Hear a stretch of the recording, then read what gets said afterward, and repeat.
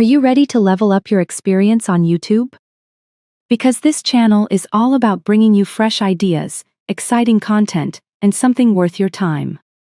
If that sounds like what you're looking for, make sure to subscribe and stay tuned. At 11:14 on a Tuesday night, my husband's name lit up my phone with a text that changed everything. "I'm staying at Derek's. Don't wait up." I read it twice. Then a third time. Derek was his college friend, or so I believed for the past 3 years. I set the phone face down on the nightstand, stared at the ceiling, and felt something I hadn't expected. Not panic, not tears. Just a very quiet, very cold clarity. I'd been feeling it for months. The way he'd started angling his laptop screen away from me when I walked into the room, the gym bag he packed every Thursday that never seemed to make him any fitter, the new cologne that appeared one morning without explanation, sitting on his side of the bathroom counter like it had always been there.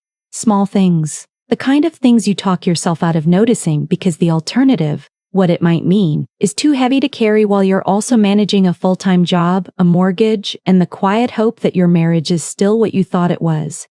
My name is Rachel. I'm 38 years old. I'm a senior project manager at a logistics firm in Charlotte, North Carolina. I've been organized my entire life, color-coded calendars since middle school, contingency plans for contingency plans. My mother used to joke that I came out of the womb with a to-do list. My husband Daniel used to say it was one of the things he loved most about me. Used to. We've been married for 9 years, together for 11. We met at a friend's birthday party in our late 20s. Bonded over both ordering the same obscure craft beer, and spent the next 4 hours talking in a corner while everyone else danced. He was funny and warm and genuinely curious about the world in a way that felt rare. I fell in love with him over a slow, easy year of Sunday mornings and long drives and the kind of conversations that make you feel less alone on the planet. I thought I knew him completely. I didn't put the pieces together all at once. That's not how it works, I've learned. It happens in layers. The first layer was just unease, that low-grade sense that something had shifted but you can't name it. The second layer was the excuses I made for him and for myself. He's stressed at work. We've both been busy. All couples go through phases like this. The third layer was the evening I came home early from a conference trip and found the apartment smelling faintly of a perfume that wasn't mine. I stood in the hallway for a long moment, bag still over my shoulder, and then I walked to the kitchen and poured myself a glass of water and said nothing. That was 4 months before the text about Derek's. I want to be honest about something. I wasn't a perfect wife. I worked long hours. I sometimes brought stress home and wore it like a coat I couldn't take off. There were weekends I chose spreadsheets over connection and told myself we'd make up for it later. I am not telling this story to make myself a saint. But I also know that none of it is a reason for what he did. For how long he did it. Or for how deliberately he lied to my face while I was standing right in front of him. After I read his text that Tuesday night, I didn't call him. I didn't text back. I put the phone on the charger, turned off the lamp, and lay in the dark for a long time thinking about what I actually knew versus what I suspected. What I knew, he hadn't been home 3 of the last 5 Thursdays. He'd taken a long weekend in April alone, claiming a work retreat, but I'd run into his coworker Marcus at the grocery store that same Saturday, and Marcus had looked confused when I mentioned it. There was a charge on our joint credit card in February, dinner for 2 at a restaurant I'd never heard of on a night he told me he was working late. What I suspected, Derek wasn't the reason he wasn't home.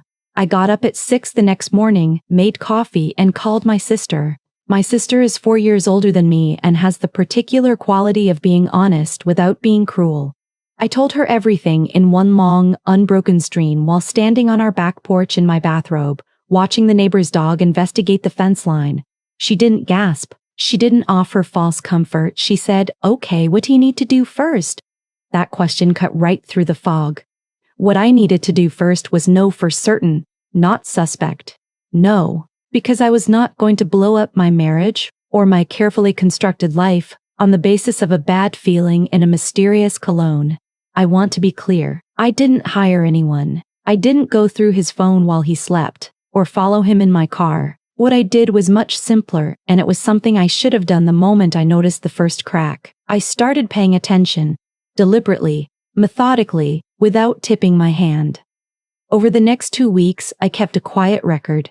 The nights he said he was at Derek's, I noted. The calls he stepped outside to take. The vague explanations, the way he'd look at his phone and then set it face down, I noted all of it. I also called the restaurant from the February credit card charge. I asked them casually about their private dining reservation policy. The woman I spoke to was cheerful and forthcoming. She mentioned they required a name on reservations. I gave her the date and asked if they kept records that long. She said they did for accounting purposes. I asked if a reservation under the name Daniel Marsh had been made that evening. There was a pause. "I'm sorry," she said. "Are you the reservation holder yourself?" "I'm his wife," I said, and something in my voice must have conveyed exactly what it needed to, because after another short pause she said, quietly, "The reservation was for two. Under the name you mentioned." "I'm sorry," I thanked her. I hung up. I sat at my desk at work and stared at the wall for about 45 seconds. Then I called a divorce attorney. Her name was Patricia, and she had the calm, measured energy of someone who had heard every version of this story and held no judgment about any of them. I told her the situation in broad strokes. She told me what I needed to understand about North Carolina divorce law, about equitable distribution, about what documentation would be useful to have. She also told me, and I wrote this down, that the most important thing I could do right now was absolutely nothing that would change our financial situation until I was ready to move. I listened to every word. That weekend, Daniel was home. He made Saturday morning pancakes, which he'd been doing since the first year we were married, a ritual that now felt almost unbearable in its normalcy. He hummed while he cooked. He asked about my week. He kissed me on the cheek when he set the plate in front of me, and I smiled and said the pancakes were perfect and meant none of it. I've been asked since then how I sat across from him at that table and felt nothing. The truth is, I didn't feel nothing. I felt everything, grief and fury and a strange hollow sadness for the version of us I was only now fully releasing. But I had made a decision somewhere between the restaurant phone call and Patricia's office. I was not going to let emotion move faster than strategy. Too much was at stake. 9 years of shared assets, a house that was in both our names, a retirement account I'd contributed to for the entirety of our marriage. I was not going to walk away with nothing because I couldn't control my face at a breakfast table. So I smiled. I ate the pancakes. I asked if he wanted to watch a movie that night. 3 weeks later, I had done everything Patricia advised. I opened a personal checking account at a different bank. I made copies, physical and digital, of every financial document in the house, tax returns, mortgage statements, investment account summaries. His pay stubs from the folder he kept in the bottom drawer of his desk. I photographed them quietly on a Sunday afternoon while he was watching football in the living room. I transferred my direct deposit to my new account. I updated the beneficiary on my own life insurance policy. I contacted HR at my company about adjusting my W-4. I did all of it in the 30-day window before I said a single word to him. The night I finally said something, I hadn't planned it for that specific evening. It happened because he came home late, again, and this time, something about the way he walked in.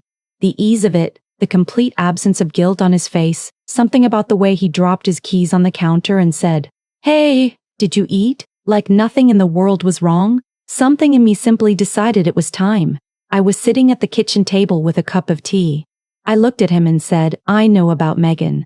I hadn't known her name until that moment. I'd suspected a name, but I said it with the certainty of someone who knew everything, and I watched his face go through 5 different expressions in about 2 seconds. Megan was not a new name to me exactly. She'd come up in passing over the years. A colleague at his firm, someone he'd mentioned occasionally in that offhand way you mention people who don't matter. That, I now understood, was by design. He sat down. He opened his mouth. He closed it again. "I'm not asking you to explain," I said. "I'm telling you I know, and I'm telling you that I've already spoken to a lawyer." The color left his face. "Rachel, I'm not angry," I said, which was both true and not true, but was the most useful thing to say in that moment.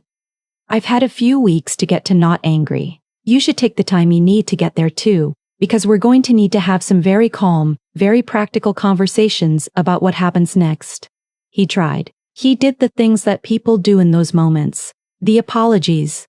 The explanations I hadn't asked for. The assertion that it didn't mean anything. That he hadn't meant for it to happen. That he still loved me. That he was sorry. God, he was so sorry. I sat with my hands around my tea and listened to all of it without interrupting, because Patricia had told me that anything I said in an emotional confrontation could complicate things, and because there was nothing he could say that was going to change what I'd already decided. When he finished, I said, "I think you should stay somewhere else tonight." He looked at me like I'd said something in a foreign language. "The guest room," he started. "Somewhere else," I said, "not here." He left. He called his brother, I think. He was gone within the hour. Here's something I want to say to anyone who is reading this and recognizes themselves in it. The leaving, the actual physical moment of a person you loved walking out of your home under circumstances you never imagined. It doesn't feel like winning. It doesn't feel like relief right away. It feels like standing in the middle of a house that suddenly has too much quiet in it, holding a cup of tea that's gone cold, understanding that the life you built is now sorting itself into before and after. I cried that night. I want to be honest about that. I sat on the kitchen floor, the same kitchen where he'd made me pancakes 2 weeks earlier, and I cried for a long time. Not for him, exactly. For the 11 years. For the Sunday mornings. For the corner at the birthday party where we'd talked until midnight. You can grieve a thing and still know you're better without it. Both things are true at the same time. My sister came the next morning. She brought coffee and didn't ask me to talk until I was ready. The following weeks were, practically speaking, extraordinarily busy. Divorce proceedings have a way of filling every available hour with paperwork and decisions and phone calls to people who need information from you. Patricia was efficient and clear-eyed, and I found I was grateful for her in the same way I'm grateful for competent professionals in any field. She knew what she was doing, she told me the truth, and she didn't waste my time. What I learned during that period was that Daniel had been less careful with the financial picture of our marriage than he believed.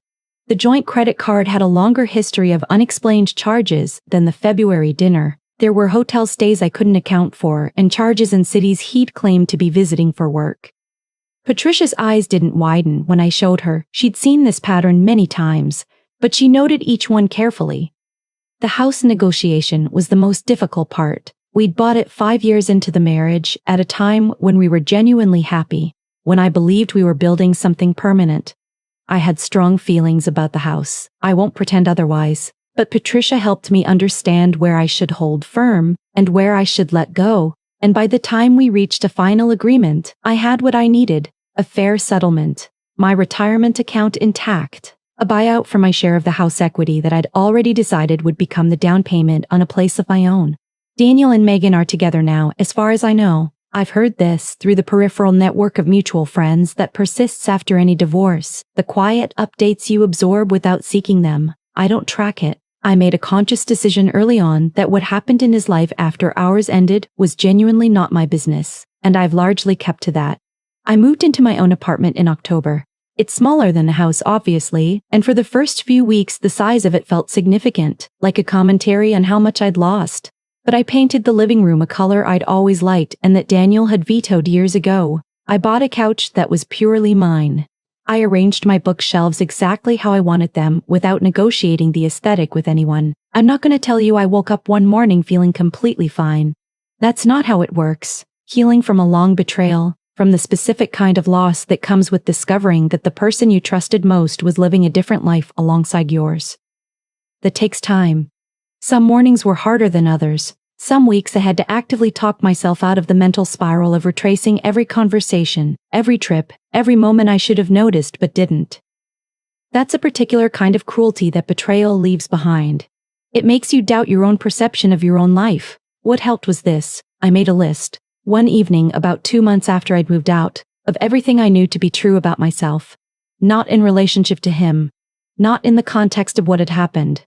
Just who I was. Independent of any of it. My work, which I was good at and found genuinely meaningful. My friendships, which had deepened considerably in the aftermath of all this, as crises tend to either dissolve or strengthen the bonds around you.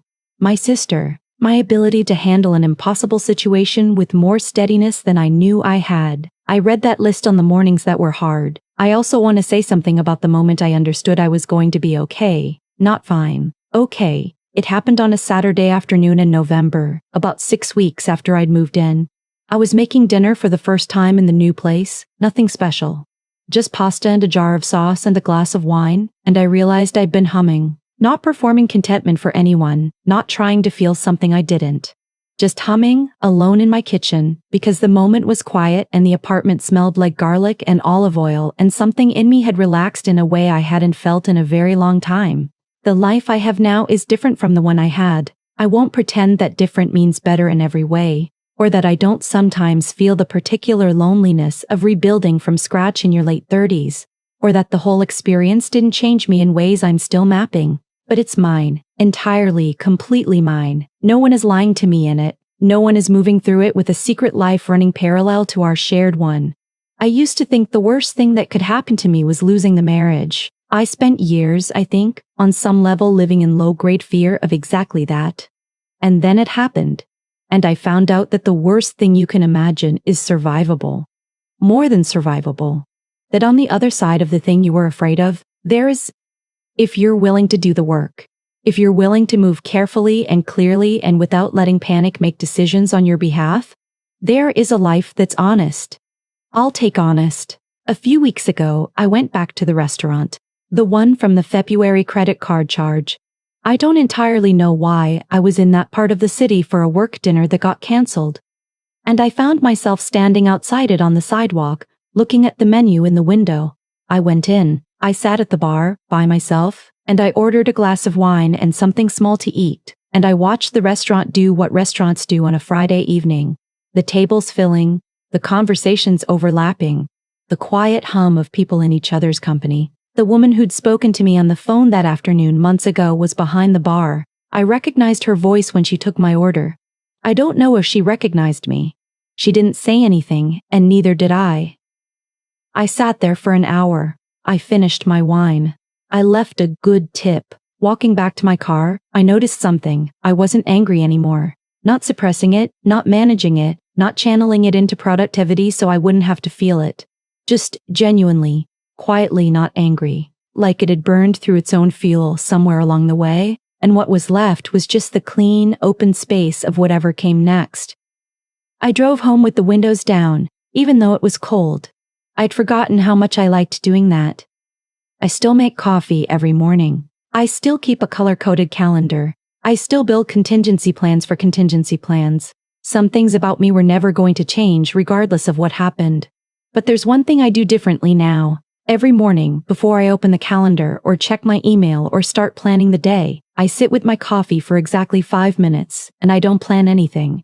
I don't manage anything. I don't manage anything. I just sit with the morning. My mother would not recognize me doing this. My former self wouldn't either, but the woman who lives in this apartment, who painted her own walls and chose her own couch and hummed alone in her kitchen on a November Saturday, she thinks it's exactly right. Some days feel off, like I'm standing but still falling. A little pain, a little tired, and no one to tell it all to. There are days that feel unsteady, like I'm drifting out of place. Every step just feels so heavy, with a smile I have to fake. A little hurt I keep inside me, a little weight I always hide, and 1,000 quiet worries I've been holding deep inside. There's no one here to tell it to, no one who would understand. So I carry all these feelings like they're slipping through my hands. A little broken, a little lost, trying hard to just get through. All these nights I stay awake with everything I never say to you. I keep walking through the silence like it's all I've ever known. Every crowded room reminds me how it feels to be alone. There's no one here to tell it to, no one who would understand. So I carry all these feelings like they're slipping through my head.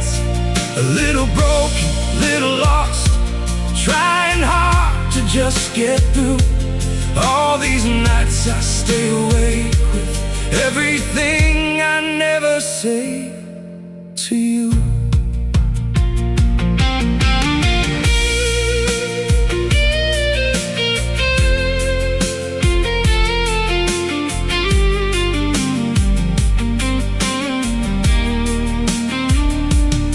Maybe one day I'll be stronger, maybe I'll learn how to speak, but for now I keep it buried in the parts of me too weak. There's no one here to tell it to, no one who would understand. So I carry all these feelings like they're slipping through my hands. A little broken, little lost, trying hard to just get through all these nights I stay awake with everything I never say to you.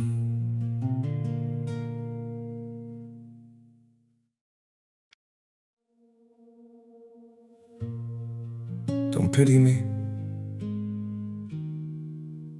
My heart doesn't need your mercy. I can still stand on my own.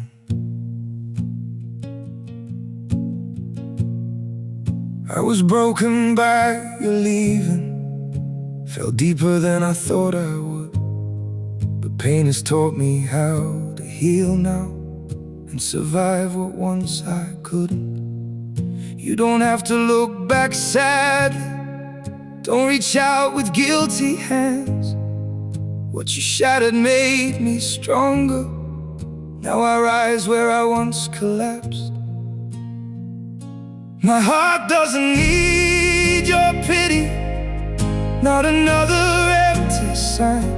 I've got enough strength left within me to rebuild this life of mine. My feet are steady through the sorrow, I can stand through all the pain. You don't have to save me, darling, I'll learn to breathe again. I once begged for your affection, now I've learned my worth in scars. And the man you left in pieces found his own way through the dark. My heart doesn't need your pity, not another empty sign. I've got enough strength left within me to rebuild this life of mine. My feet are steady through the sorrow, I can stand through all the pain. You don't have to save me, darling, I'll learn to breathe again.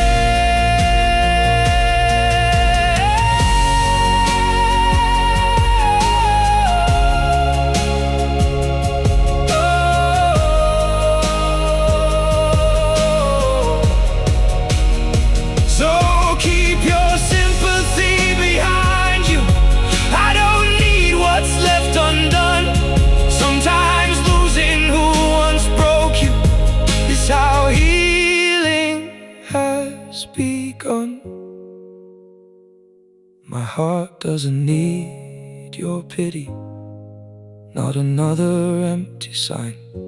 I've got enough strength left within me to rebuild this life of mine. My feet are steady through the sorrow, I can stand through all the pain. You don't have to save me, darling, I'll rise alone again.